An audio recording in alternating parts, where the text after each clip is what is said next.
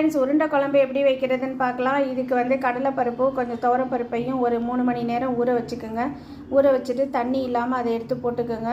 அதை எடுத்து போட்டுட்டு சோம்பு கொஞ்சம் போட்டுக்கோங்க. சோம்பு, பூண்டு வந்து ஒரு 10 பல் பொடி பொடியாக நறுக்கி அதையும் போட்டுக்கோங்க.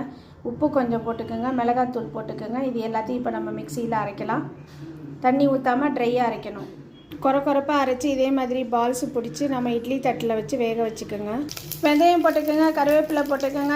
சின்ன வெங்காயத்தை ஒரு 20 இது தோல் உரித்து போட்டுக்கோங்க. தாளிக்கிறதுக்கு வதக்குங்க. தக்காளி 3 தக்காளியை பேஸ்ட்டாக அரைச்சி அதையும் இதில் போட்டு நல்லா வதக்குங்க.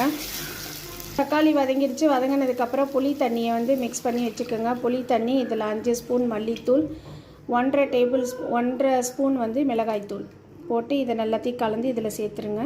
உப்பு தேவையான அளவு போடுங்க. இதை நல்லா கொதிக்க விடுங்க. இப்போ நல்லா கொதிக்குது. கொதித்த உடனே நம்ம வந்து ஆவியில் வேக வச்சுருக்க